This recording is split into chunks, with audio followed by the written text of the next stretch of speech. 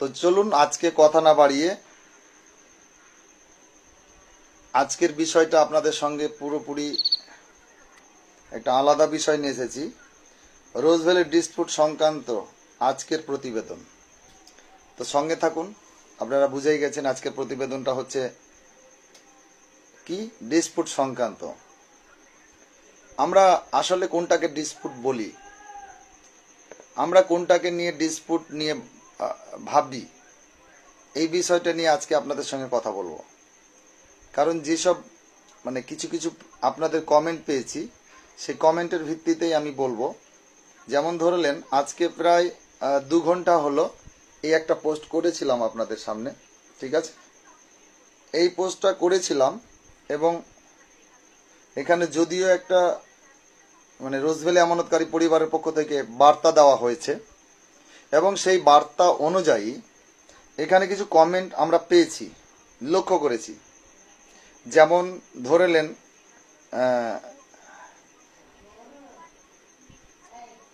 S Alam, উনি লিখছেন যে দাদা বলছিলাম যাদের নাম ছিল রহিম তাদের এখন ডকুমেন্টসে রহিম শেখ আছে, তাহলে কি করা যাবে? এবং আজকে যেহেতু আজকে প্রতিবেদনটা পুরোপুরি আলাদা, তাই আমি আপনাদের কাছে প্রতিদিনের মতোই অনুরোধ করব, যদিও তুলনামূলকভাবে আমি দেখে নিচ্ছি এখন পর্যন্ত সঠিক আপনারা একজন কমেন্ট করেছেন আর দেখছেন 15 জন। কিন্তু কথা হলো 15 জনের মধ্যে 15 জনকেই প্রত্যেকেই বলা হয়েছে যারা লাইভে অংশগ্রহণ করবেন আপনারা একটু কাইন্ডলি শেয়ার করে নেবেন। এই আপনাদের একটা ছোট্ট শেয়ারের মাধ্যমে আপনার পার্শ্ববর্তী প্রতিবেশী তারা কিন্তু রোজ ভ্যালি সংক্রান্ত খবরটা পেয়ে যাবেন।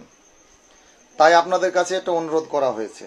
এবং যারা আমাদের জেলা নেতৃত্ব রয়েছেন, আপনারা অবশ্যই আমাদের যে রোজ ভ্যালি আমানতকারী পরিবার যে হোয়াটসঅ্যাপ গ্রুপ রয়েছে এবং মেসেঞ্জার, সেই সব গ্রুপে আপনারা কিন্তু শেয়ার করে নেবেন। এটা বিশেষ করে আপনাদেরকে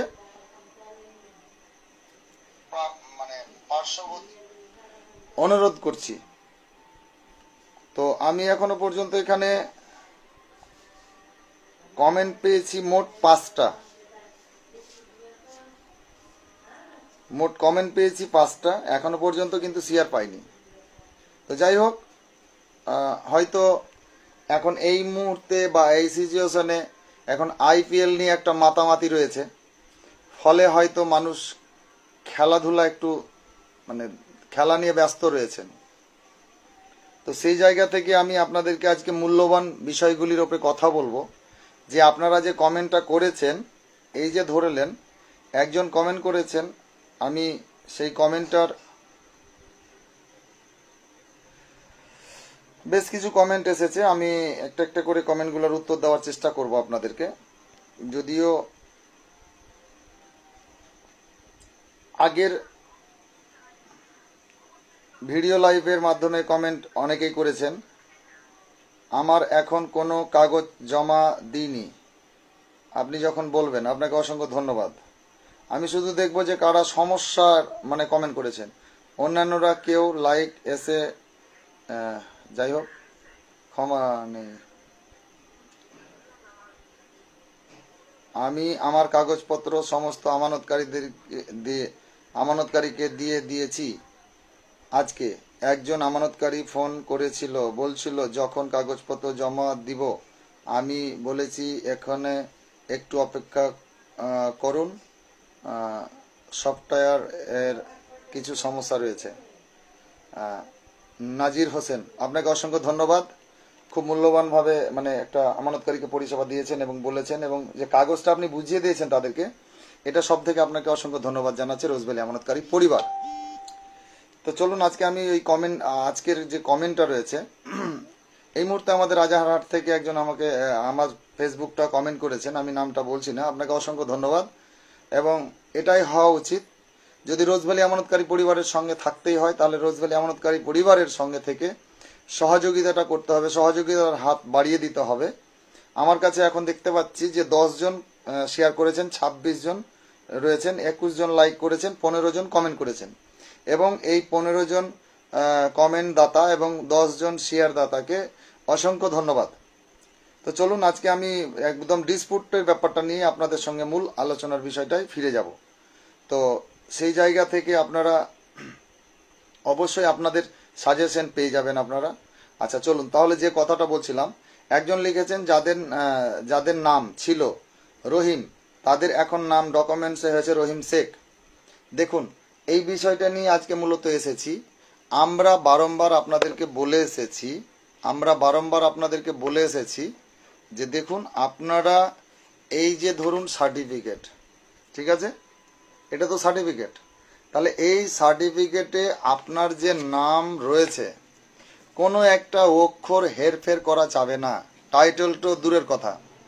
কারণ যে আপনাকে আপনার যে সার্টিফিকেটে যে নামটা রয়েছে সে অরিজিনাল হোক বা অফিসিয়ালি জমা হোক, সেখানে যেই নাম নথিভুক্ত করা হয়েছে নিশ্চয় সেই সময় 2008, 9, 7, 11, 10 এই সেশনে মানে 12 সালের আগে আপনারা কিন্তু সেই সময় কি করতেন, voter ID card, ration card এবং স্কুল সার্টিফিকেট, এই সবগুলো ড্রাইভিং লাইসেন্স, এই সবগুলো ডকুমেন্টস দেখে রোজভ্যালিতে মানে পলিসিটা করেছিলেন।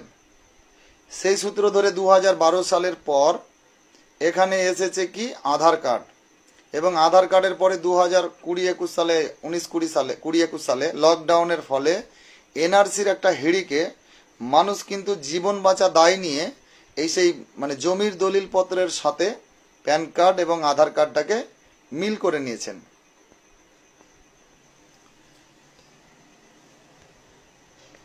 যদিও একজন কলে আসার জন্য অনুরোধ করেছেন, আমি আপনাকে কলে হয়তো আমি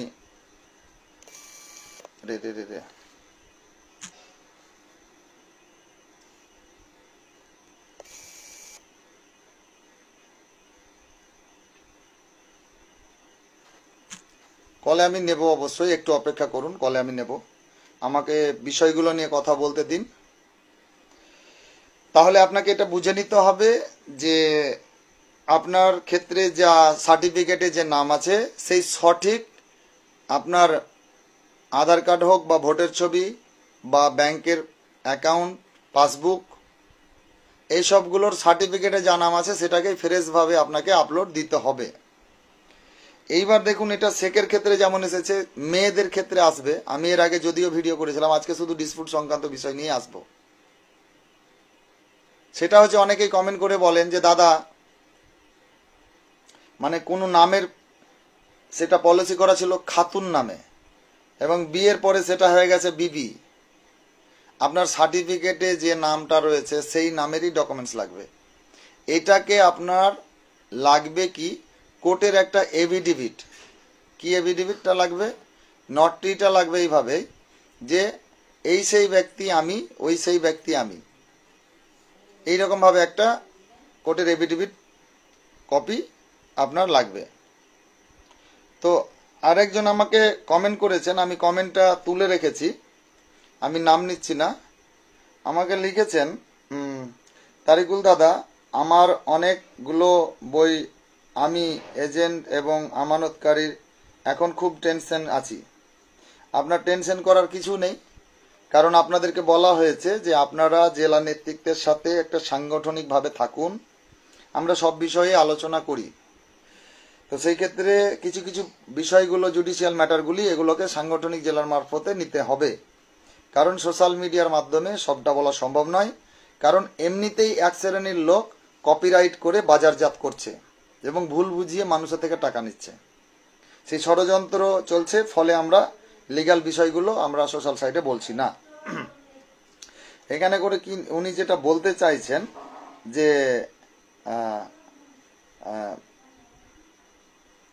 আমার বাপের বাড়ির টাইটেল সরকার, স্বামীর বাড়ির টাইটেল হচ্ছে চৌধুরী, এখন আমি কি করব?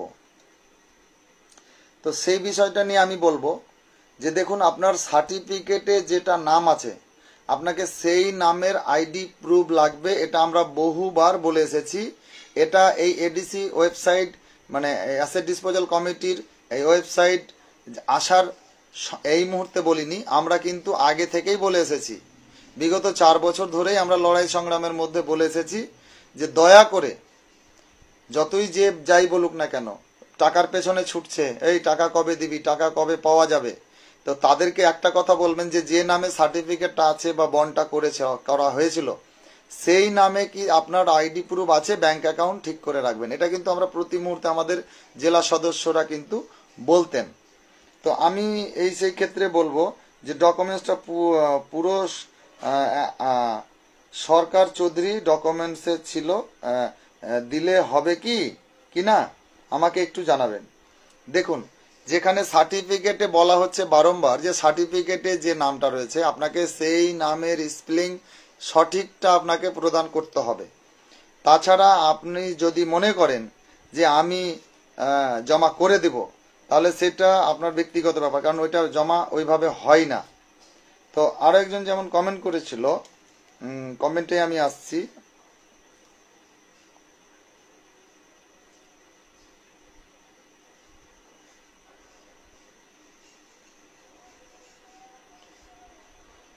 আজকে ডিসপুট নিয়ে বলবো, অন্য কমেন্টের আমি উত্তর দেব না, যদিও আমি ভালো ভালো কমেন্টগুলো খুঁজে নিচ্ছি।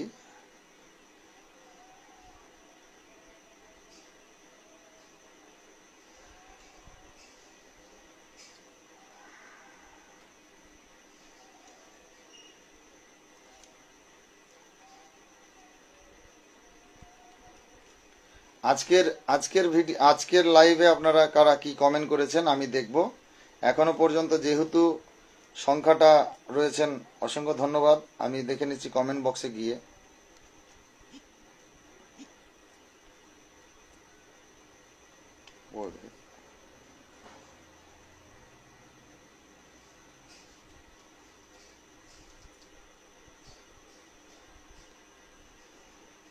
যাই হোক, একটু আপনারা কমেন্ট করে জানাবেন। আমি আপনাদেরকে বিষয়গুলো নিয়ে আসছি যে যারা হয়তো ভাবছেন যে আমরা আপলোড করে দিয়েছি এবং রিসিভ কপি পেয়ে যাচ্ছি। অনেকেই আমার কাছে হোয়াটসঅ্যাপে পার্সোনালি গ্রুপে রীতিমতো গতকালকে থেকে স্ক্রিনশট দিচ্ছেন। কেউ বলছেন হচ্ছে, কেউ বলছেন হচ্ছে না, এবং কেউ বলছেন যে আমরা 5 বছরের পলিসি এবং 5 বছরের পলিসি 60 মাস হয়, সেখানে 40 বা 50 মাস চালিয়েছি জানি না, তবে সেখানে 60 মাসই মারছি, 60 মাসেরই আবার রিসিভ কপি চলে আসছে। একটা দারুণ খবর। তো এই যে আমরা যে দাবিটা করেছিলাম, আপনারা কমেন্ট করতে থাকুন, উত্তর দেব। সেই দাবিটা হচ্ছে কি, যে হার্ড ডিস্ক ডেটা যেটা রয়েছে রোজভ্যালির হেড অফিসে, এই হেড অফিসিয়ালি হার্ড ডিস্ক ডেটাটা কিন্তু এই ওয়েবসাইটে আপলোড দিতে হবে। এবং এইটা আমরাই সর্বপ্রথম আওয়াজটা তুলেছি, যদিও এটাকে নিয়ে অনেকেই এটা কৌতূহল মনে করেছিল, কিন্তু এখন সবাই বুঝতে পারছেন তো যে আবেদন করতে গেলে ফিক্সড ডিপোজিট করবেন, আপনি এমআইএস আরআইএস করবেন, সব ঠিক আছে, কিন্তু মাসে মাসে যে টাকা পয়সা মানুষ দিয়েছে সেই সব সংক্রান্ত বিষয়গুলো, মানে পলিসিগুলো কিভাবে আবেদন করবেন।